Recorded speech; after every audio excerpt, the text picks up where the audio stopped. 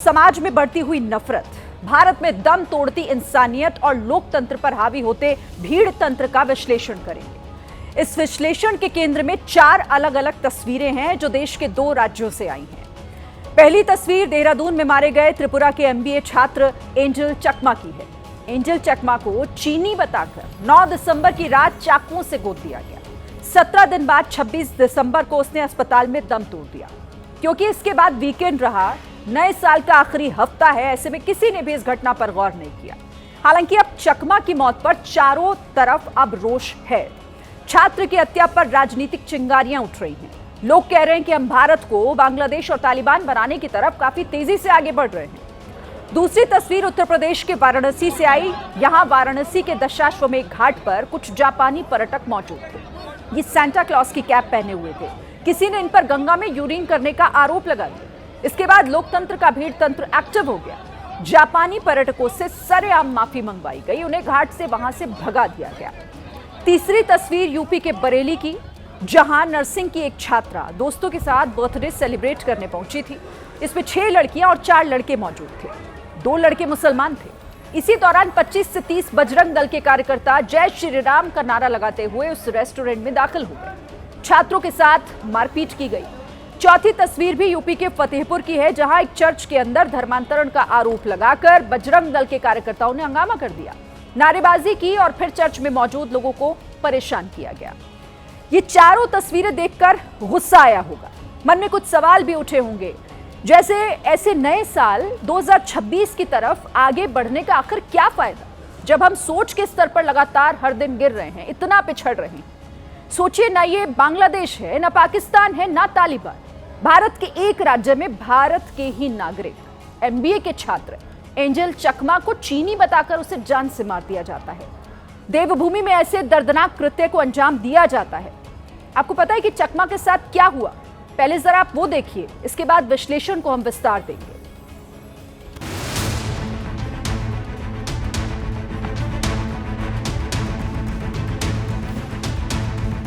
9 दिसंबर के बाद 17 दिन तक चकमा को लेकर पूरे देश में चुप्पी रही। देवभूमि देहरादून में हुई इस घटना पर कहीं कोई शोर नहीं था। सब इसे नॉर्थ ईस्ट के छात्र से जुड़ा मामला बताकर पल्ला झाड़ रहे थे। बात कड़वी है, लेकिन सच यही है। उत्तर पूर्वी राज्यों के लोगों के साथ अक्सर देश के दूसरे हिस्सों में सौतेला बर्ताव होता था, हो रहा है, जैसा एंजल चकमा के साथ हुआ। एंजल चकमा बीएसएफ के हेड कांस्टेबल का बेटा था। देहरादून की जिज्ञासा यूनिवर्सिटी में एमबीए फाइनल ईयर का स्टूडेंट था। अपने बैच में सबसे पहले प्लेसमेंट पाने वाला छात्र था। एंजल का छोटा भाई माइकल उत्तरांचल यूनिवर्सिटी में पढ़ाई कर रहा था। 9 दिसंबर को घटना वाले दिन दोनों भाई कुछ सामान लेने बाहर निकले थे। तभी मार्केट में कुछ युवक उनके पास पहुंचे, इन पर नस्ल भेदी टिप्पणी करना शुरू किया। किसी ने चाइनीज कहा, किसी ने चिंकी कहा, किसी ने मोमोज कहकर चिढ़ाया। दोनों भाइयों ने इसका विरोध किया, कहा कि हम त्रिपुरा से हैं, भारतीय हैं। बावजूद इसके वो टिप्पणी करते रहे। इसके बाद दोनों भाइयों ने वहां से निकलने में समझदारी समझी। एंजल ने बाइक स्टार्ट की, तभी एक युवक ने छोटे भाई माइकल के सिर पर वार कर दिया। इसके बाद एंजल बाइक से उतरा, हमले का विरोध किया, लेकिन युवकों ने उस पर चाकुओं से ताबड़तोड़ वार कर दिया। हमले के बाद दोनों भाइयों को अस्पताल में भर्ती कराया गया। माइकल के सिर में हल्की चोट थी, जबकि एंजल गंभीर रूप से घायल था। 24 दिसंबर की रात एंजल की आवाज अचानक बंद हो गई। 26 दिसंबर को उसने दम तोड़ दिया। पुलिस के द्वारा इसमें अथक प्रयास किए गए, मेहनत की गई, सीसीटीवी फुटेज का भी अवलोकन किया गया, आसपास के लोगों से जानकारी किया गया। जो नाम प्रकाश में आए थे उनको जो है अरेस्ट किया गया पुलिस के द्वारा। इसमें जो एक अन्य जो वांटेड है, जो कि मूल रूप से नेपाल का रहने वाला था, उसके विरुद्ध जो हमारे द्वारा एनबीडब्ल्यू वारंट निकलवाया गया है। चकमा की मौत के बाद त्रिपुरा में प्रदर्शन शुरू हो गए। सामाजिक संगठन इस नफरत के खिलाफ आवाज उठाने लगे। इसके बाद उत्तराखंड की धामी सरकार नींद से जागी। मामले ने तूल पकड़ना शुरू किया तो सीएम धामी ने सोमवार को एंजल चकमा के पिता तरुण प्रसाद चकमा से फोन पर बात की। 2 मिनट 23 सेकंड की बातचीत का बाकायदा वीडियो बनवाया और सोशल मीडिया पर शेयर भी किया। Hello good morning sir. हाँ गुड मॉर्निंग। चकमा जी कैसे हैं? तरुण जी ठीक है। बहुत हमारा एक्चुअली में बहुत ही दुखद घटना हुआ। हम बहुत दुखी हैं इससे, और 5 लोग जो भी इसमें थे बदमाश, 5 गिरफ्तार कर लिए गए हैं। जो बेंगलोर में हर जगह में कोई नौकरी करने जाता है, कोई पढ़ाई करने जाता है, कोई कंपनी में काम करने जाता है, मजदूरी करने जाता है, तो इनका साथ ऐसे गलत व्यवहार नहीं होना चाहिए। हम भी इंडियन हैं सर। सीएम धामी के संवाद पर शिवसेना उद्धव गुट की सांसद प्रियंका चतुर्वेदी ने सवाल उठा दिया। पोस्ट में लिखा, इसमें भी पीआर, अगर पीड़ा और दुख व्यक्त करना है तो बगैर कैमरा और कॉन्फ्रेंस रिकॉर्डिंग के साथ भी किया जा सकता था। हर चीज पर एक वेल एडिटेड वीडियो बनाकर जनता को परोसना एक बेहद असंवेदनशीलता दिखाता है। क्या पीड़ित परिवार को पता था कि उनसे की हुई बात आपके प्रचार और प्रसार के वीडियो के लिए इस्तेमाल की जाएगी? मैंने कहा किसी जगह में भी कुछ गैप नहीं होना चाहिए। उन्होंने मुझे एश्योरेंस किया है कि इन लोगों को जो जस्टिस देना है वो जस्टिस दिलाएंगे। देखा आपने नॉर्थ ईस्ट के छात्र एंजल चकमा के साथ आखिर क्या हुआ? क्या ऐसा ही बांग्लादेश में हिंदुओं के साथ नहीं हो रहा है? जब हमें बांग्लादेश की हिंसा पर गुस्सा आता है तो फिर चकमा की मौत पर हम चुप क्यों हैं?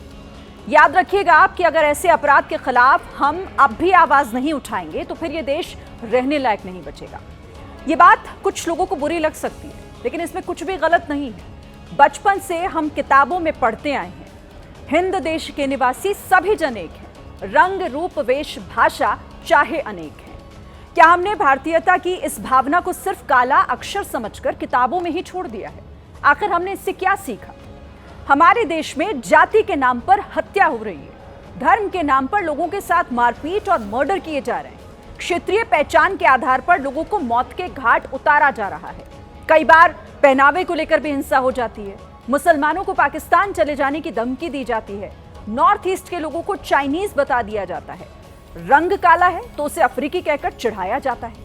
आखिर हम लोग ये कैसा समाज और देश बना रहे हैं? हम क्यों भूल जाते हैं कि जाति, धर्म, रंग से पहले हम सब भारतीय हैं? इस घटना से नॉर्थ ईस्ट के छात्र संगठन काफी गुस्से में हैं। कह रहे हैं कि पूर्वोत्तर का नागरिक होने के नाते अगर आप हमें सम्मान और सुरक्षा नहीं दे सकते तो हमें एक अलग देश ही दे दीजिए। नॉर्थ ईस्ट के बाहर हम लोग जाते हैं तो हम लोग को चिंकी चाइनीज बोला जाता है, ये नया बात नहीं है।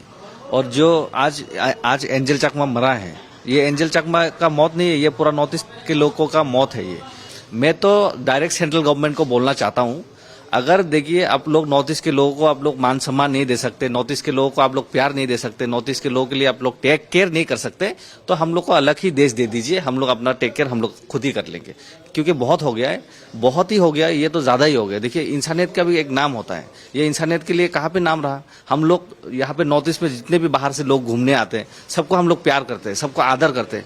यहाँ पे जो बाहर नॉर्थ ईस्ट के बाहर जो नॉर्थ ईस्ट के लोगों के साथ जो किया जाता है वो हम लोग यहाँ पे हम लोग नहीं करते हैं, क्योंकि हम लोग का कल्चर ये सब नहीं है। जाति, धर्म, पहचान, नागरिकता के नाम पर हो रही नफरत की ये घटनाएं बीजेपी शासित राज्यों में हुई हैं। ऐसे में विपक्ष ने बीजेपी की राज्य सरकारों और केंद्र की मोदी सरकार को घेरना शुरू कर दिया है। राहुल गांधी ने लिखा है कि देहरादून में एंजल चकमा और उनके भाई माइकल के साथ जो हुआ वो एक भयावह नफरत का अपराध है। नफरत रातों रात पैदा नहीं होती, सालों से इसे रोज बढ़ावा दिया जा रहा है। खासकर हमारे युवाओं को जहरीले कंटेंट और गैर जिम्मेदार कहानियों के जरिए सत्ताधारी बीजेपी के नफरत फैलाने वाले नेताओं द्वारा इसे नॉर्मल बनाया जा रहा है।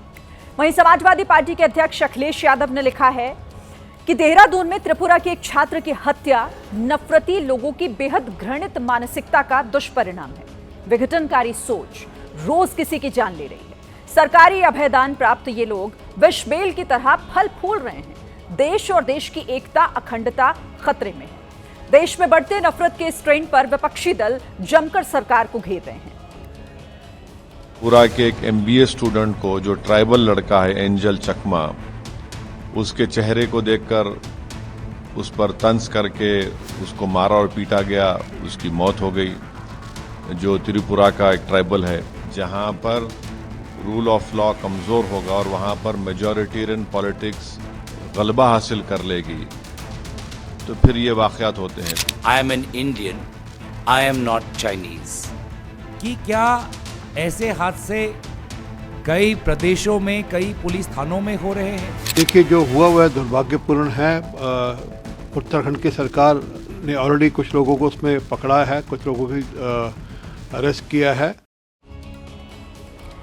जब देश के लोगों से ही हम इतनी नफरत कर रहे हैं तो फिर विदेशियों के साथ हम कैसा सलूक करेंगे? इसकी तस्वीर वाराणसी में देखने को मिली। दशाश्वमेध घाट पर कुछ पढ़े लिखे अंग्रेजी बोलने वाले लोगों ने जापानी पर्यटकों को डांटा, फटकारा, खरी खोटी सुनाई और भगा दिया।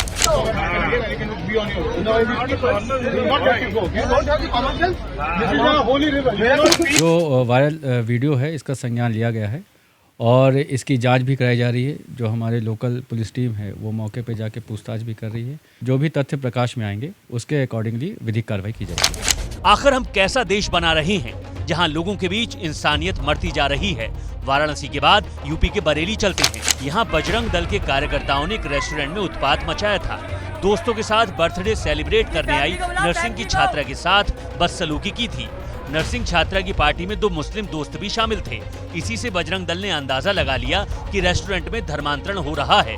हालांकि पुलिस को यहाँ कुछ भी आपत्तिजनक नहीं मिला। हम लोग पार्टी कर रहे थे, हमारे बीच पार्टी में नारेबाजी करके लोग आए थे सीधे डायरेक्टली मारने लगे थे और बहुत ज़्यादा हमला किया था और बहुत खून वगैरह निकल रहा था। मुझसे बदतमीजी की थी, मेरा फोन वगैरह छीन रहे थे। बाद में लड़की की शिकायत पर पुलिस ने इस मामले में बजरंग दल के खिलाफ FIR दर्ज की। 20 से ज्यादा हिंदू युवकों के खिलाफ केस दर्ज किया। अब पुलिस एक्शन पर बजरंग दल का जिला सह संयोजक CO सिटी को खुलेआम धमका रहा है। मैं आपके क्षेत्र में बता दूंगा CO साहब, क्या धर्मांतरण जैसी गतिविधि हो रही है, लव जिहाद जैसी गतिविधि हो रही है रेस्टोरेंट में, होटलों में। मैं आपको बताऊंगा, आपका ध्यान उन पे नहीं जाता, आपका ध्यान बजरंग दल पे जाता है। बजरंग दल, क्योंकि बजरंग दल हिंदुओं के लिए काम कर रहा है, देश के लिए काम कर रहा है, भारत माता के लिए काम कर रहा है। इस शख्स की हिम्मत देखी, ये है क्या जो पुलिस को इस तरह धमका रहा है? इसकी इतनी हिम्मत कैसे हो गई कि CO सिटी को धमकी दे रहा है? बरेली पुलिस को फौरन इस पर एक्शन लेना चाहिए, वरना ऐसे लोग समाज में नफरत का जहर घोलने का काम करते रहेंगे और बरेली जैसी घटनाएं बढ़ती रहेंगी।